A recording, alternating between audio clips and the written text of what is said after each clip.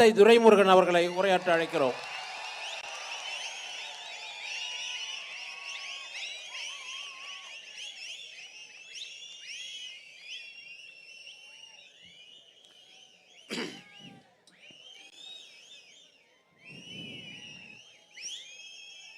கடலம்மா மாநாட்டில்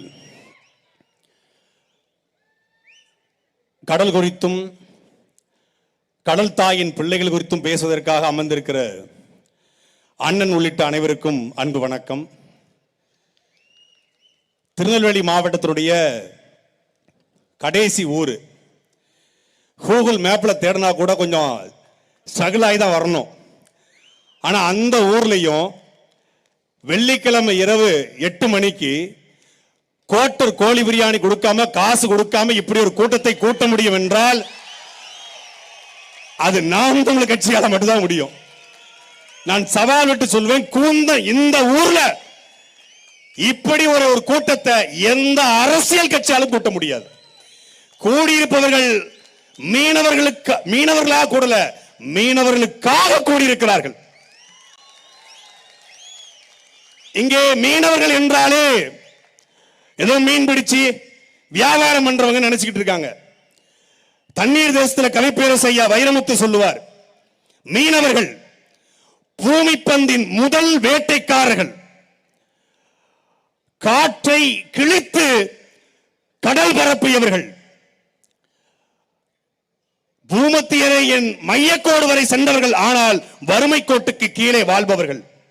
மீனவர்கள் கடலுக்கு சென்று மீன் பிடித்தால் மீன்கள் மீனவர்களுக்கு உணவு, அவர்கள் திரும்பவில்லை என்றால் மீன்களுக்கு மீனவர்களே உணவு என்று எழுதுவார்.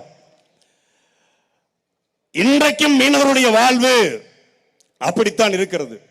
மாறி மாறி ஆண்ட இந்த கட்சிகள் நாங்கள் அதிகாரத்துக்கு வந்தால், ஆட்சிக்கு வந்தால் மீனவர்களுடைய வாழ்க்கையை மேம்படுத்துவோம் என்று ஒவ்வொரு தேர்தலிலும் அறிக்கை வரும். இந்த தேர்தலையும் திமுகவுடைய அறிக்கை வந்தது. மீனவர்களுக்கு என்று தனி தொகுதி ஒதுக்கப்படும், மீனவர்களுக்கு என்று பொது தொகுதி ஒதுக்கப்படும், மீனவருக்கு என்று தனி வாரியம் ஒதுக்கப்படும், மீனவர்களுக்கு என்று மீனவரை சார்ந்தவரையே அமைச்சராக ஆக்குவோம் ஒவ்வொரு முறையும் சொல்றான். ஆனா மீனவருடைய வாழ்க்கை தேய்ந்து கொண்டே இருக்கிறது. ஒரு காலத்துல கடல்ல போய் மீன் பிடிச்சு வரணும் அப்படின்னா ஒரு படகு இருந்தா போதும், ஒரு 2 மீனவர் கடல்ல போய் மீன் பிடிச்சு வந்துருவாங்க. ஆனா இன்னைக்கு ஒரு சாதாரண ஒரு படகுல மீன் பிடிக்க போனோம்னா குறைந்தபட்சம் 600 லிட்டர் டீசல் தேவை. 8 பேர் இருக்கணும்.